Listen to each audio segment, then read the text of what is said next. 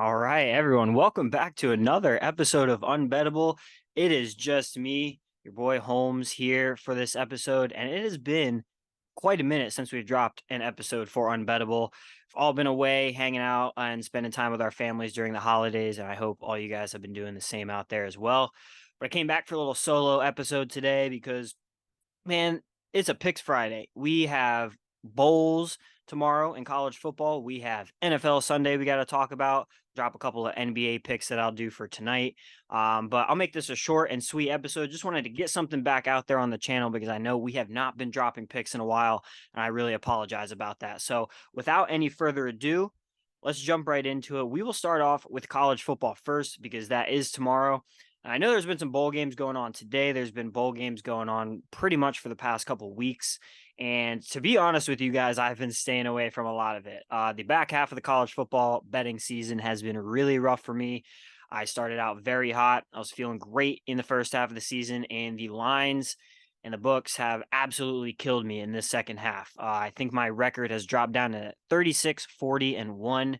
So just a little bit below 500, which I am not happy with whatsoever. So far, I've been really staying away from the different bowl games that we have, just kind of watching and just getting to observe from a distance. But tomorrow, we're gonna have some really good games to watch, and then I want to also get into the games that we're gonna have on New Year's Day on Monday as well for any plays that we might have there. So for the first game on Saturday, December 30th, tomorrow, which is probably today when you'll be watching this. Number 11, Ole Miss, and number 10, Penn State in the Chick-fil-A Peach Bowl. Penn State is favored, I believe, by 5 here. That is what I saw on ESPN. Let me make sure I get it on Hard Rock Bet because, as you guys know, that is what we use here in Florida. Penn State favored by 4.5 right now on Hard Rock Bet. And I am going to be real honest with you guys. I am going to take Ole Miss to cover plus 4.5 in this game.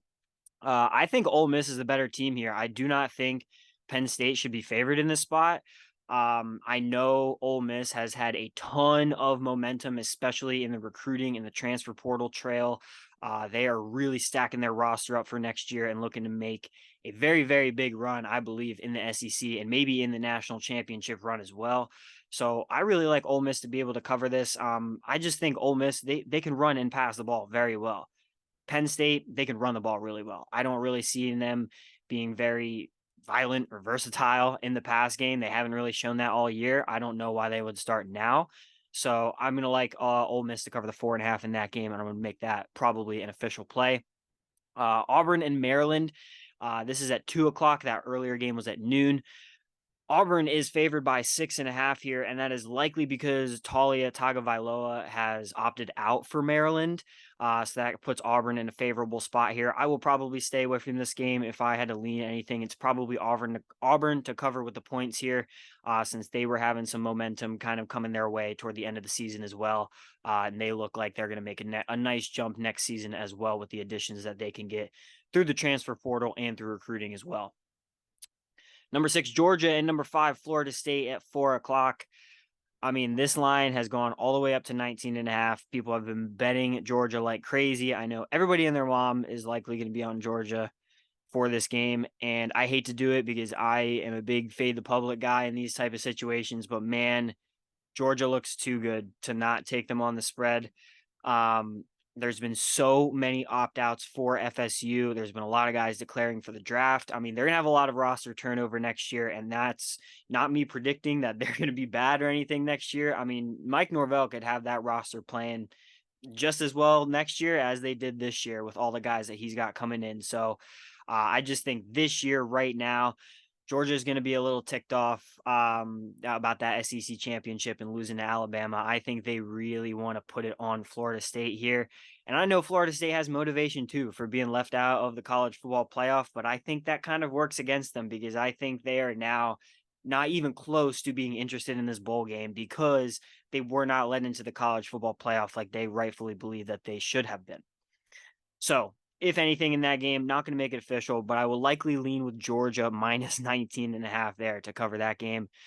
Toledo, Wyoming. Yeah, I'm not even really going to touch that. I'm not a big Maction guy, not a big Mountain West guy. So we'll move to the Monday games. Wisconsin and number 13 LSU. Number 13 LSU is favored by 9.5 here.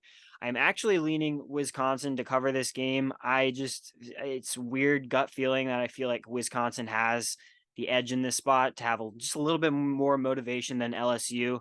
I don't think that they can outright win this game, but I do like the 9.5 for them to be able to cover that. I think as high powered as LSU has been, they have a lot of guys opting out and declaring for the draft as well.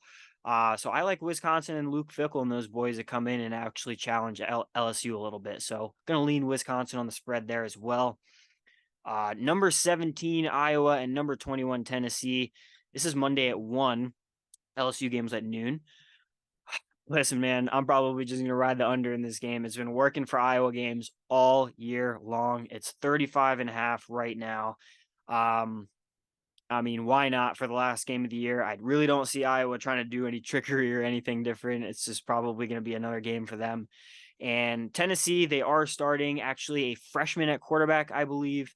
I don't know his name specifically, and I know if it was in front of me, I would botch it anyway. So I'm not going to say that, but I know it is a freshman quarterback that's going to be starting for Tennessee. Joe Milton is not playing.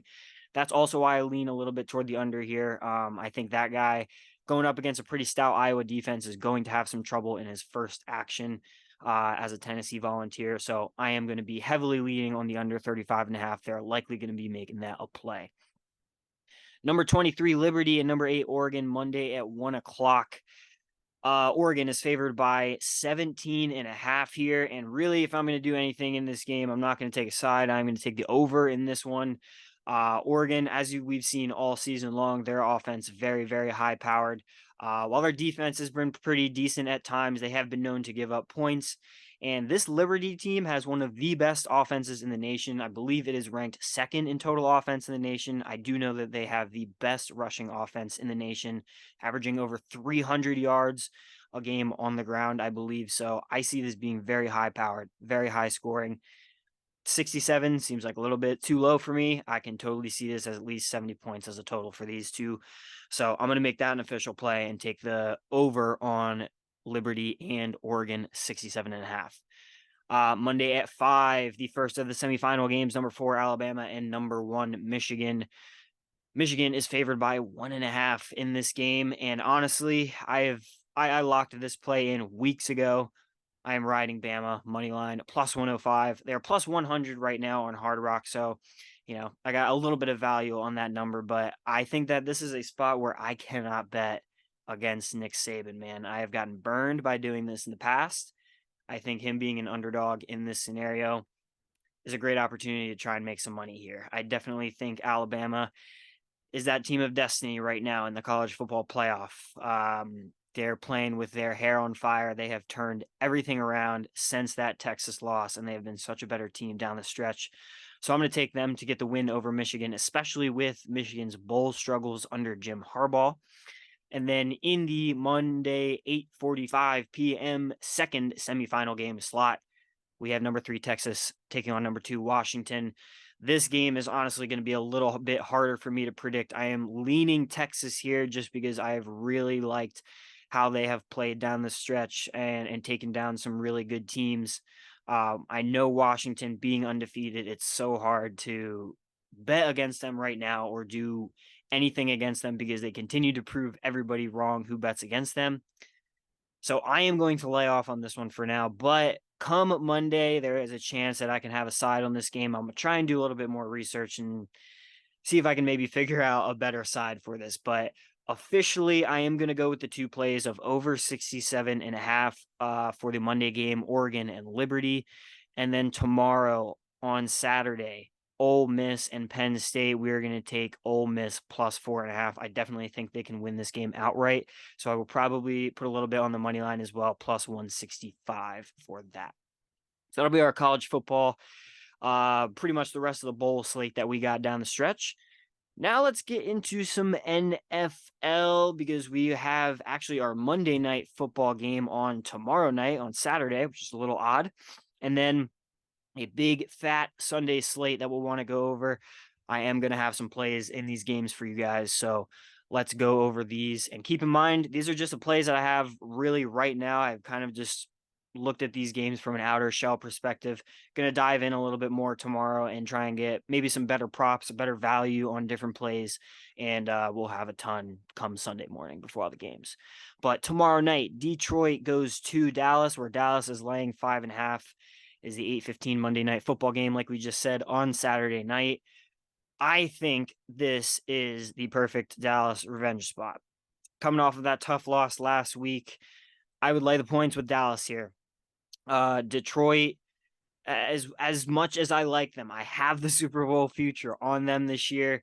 They have shown me at times, though, that they can struggle and they are not as consistent, I guess, as I feel like they are in my mind, if that makes any sense. Whereas Dallas, when they play at home, I have a lot of confidence in them to put up a lot of points and take down their opponent with ease. They've been doing it all year long.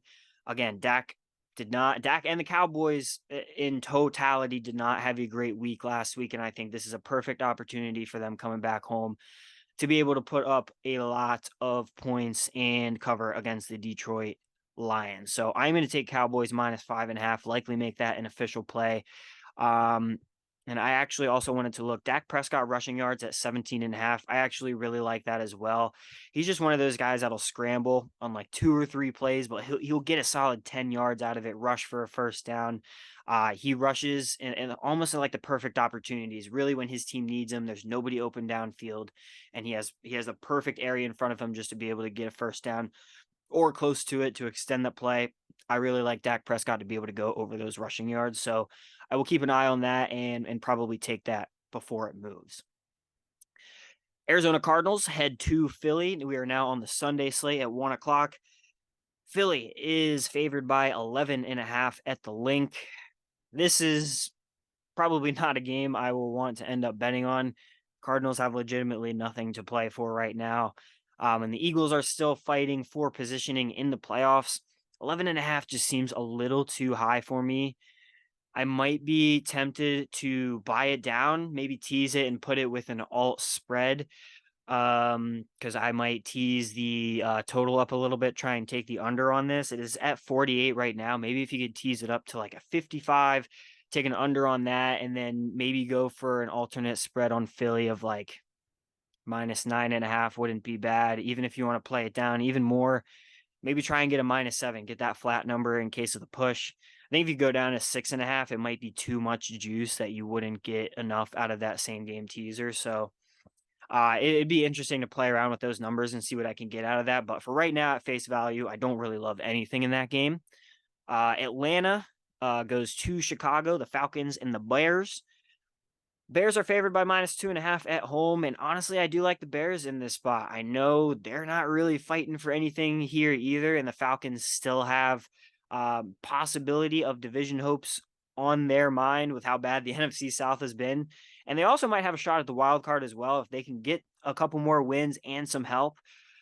But Chicago, man, I don't know. There's just something about the scrappiness of that team and the way they're just kind of starting to be able to put it together on offense with Justin Fields. He's healthy. He's starting to command the offense a little bit more, using his legs. Feel like that offense is starting to become a little bit more dynamic. Obviously, it's a little too late for them right now, but man, the Falcons, every time I watch them, it's so frustrating to see how that offense runs not through the star players. Like it runs through everybody else that isn't an absolute star, high round pick, highly coveted player on that team. And it's very frustrating to watch Arthur Smith do everything that he's been doing with that team on the offensive side of the ball. So I'm going to stick with the Bears here. Falcons not been very great on the road either. So lean for me right now, not an official play, but I will take Bears -2.5 there. Carolina Panthers go into Jacksonville. Jacksonville is favored by 4 here. This is such a crap game. Like, I think Trevor Lawrence literally just got ruled out today for this game.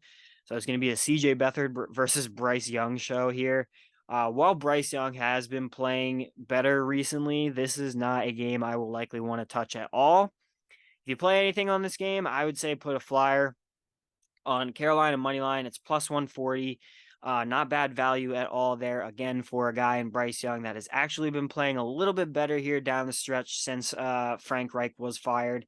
And I don't know. I could just see maybe an upset happening without Trevor Lawrence being there to command the offense a little bit. But that being said, again, Trevor Lawrence was so bad last week against the Bucks when he came back. So yeah, this isn't a game I'm going to bet on. I'm just going to move on. Go to the next.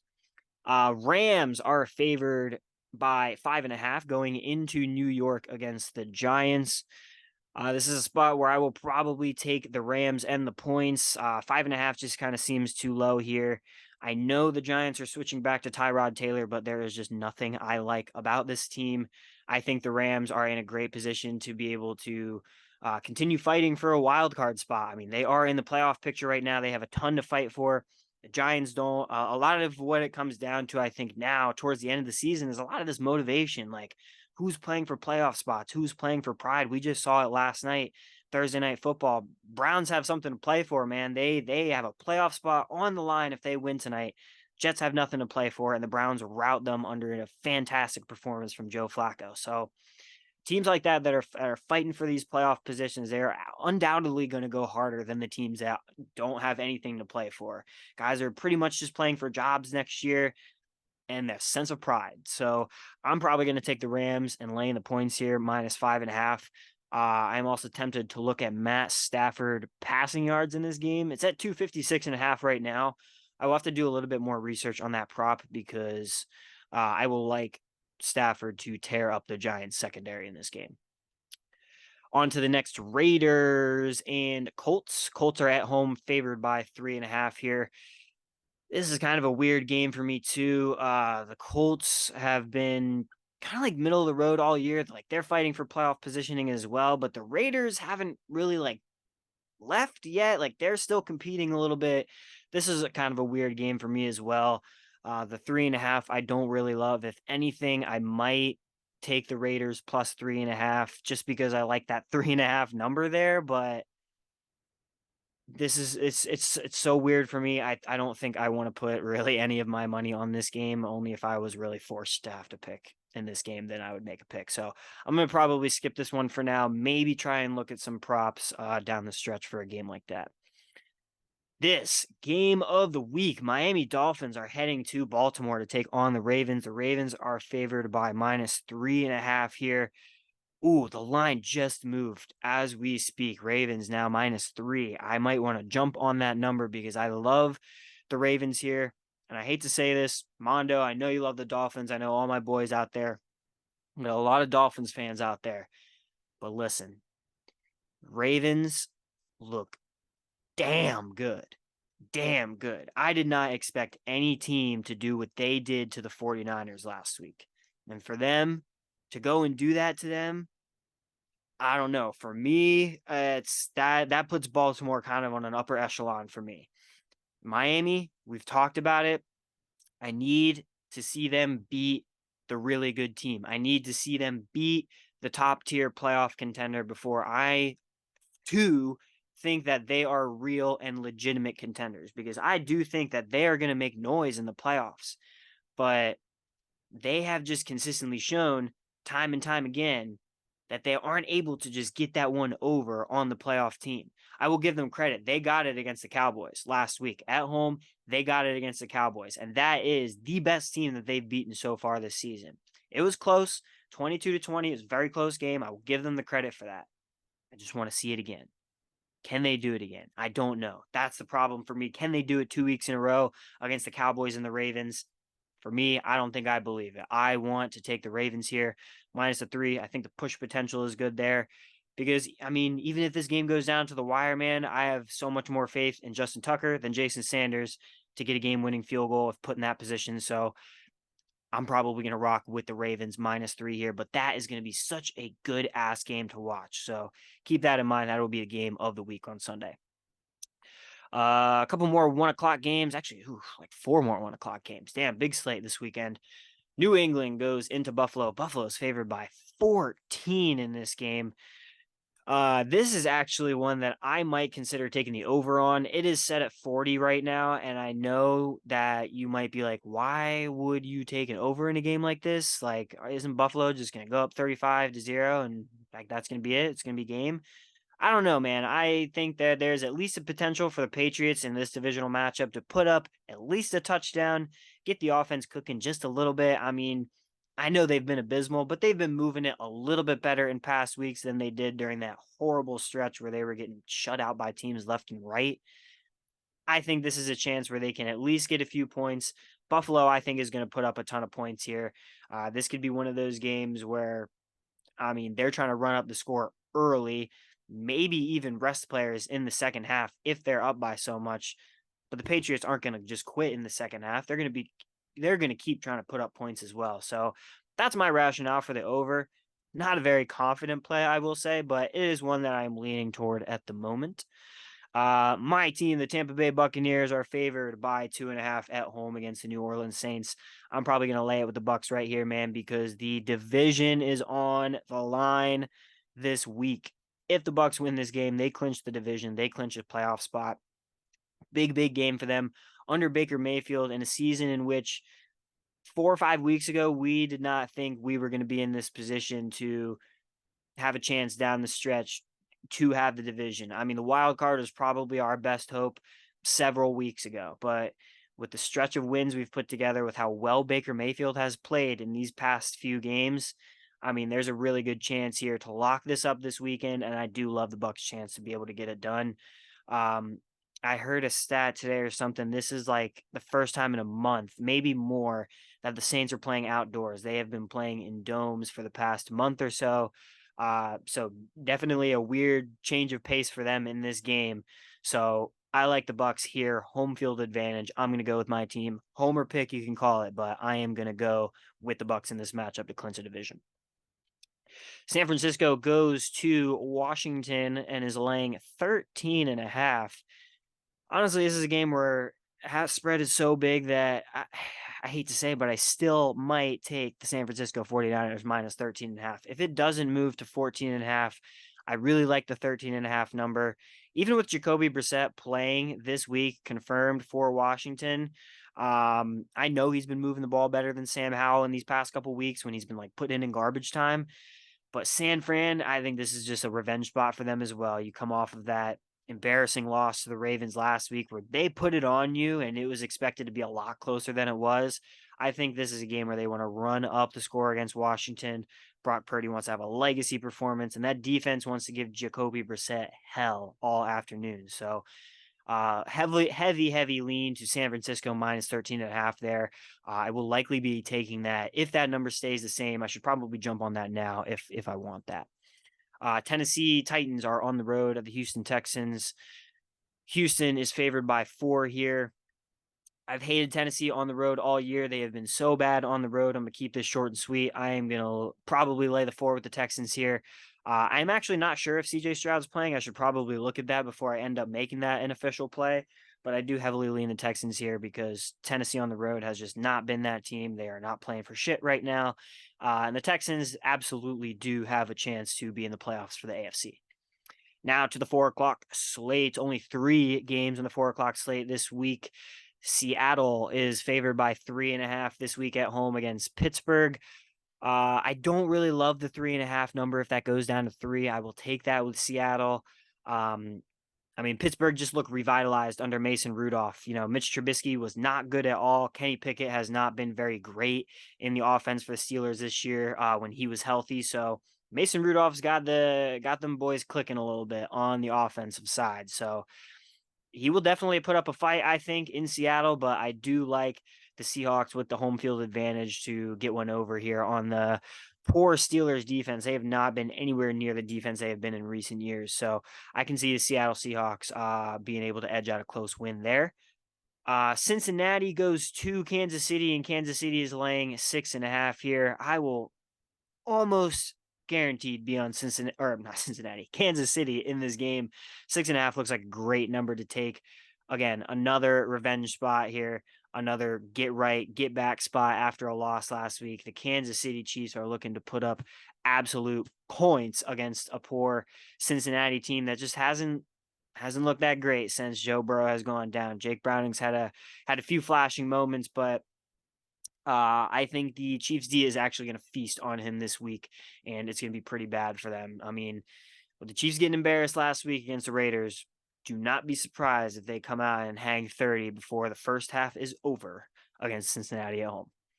And then the Chargers go to Denver. Denver is favored by -3.5 in this game. This is so weird to me because Russ got benched for this game. There's all these contract front office disputes going on in Denver right now. It looks like a shit show.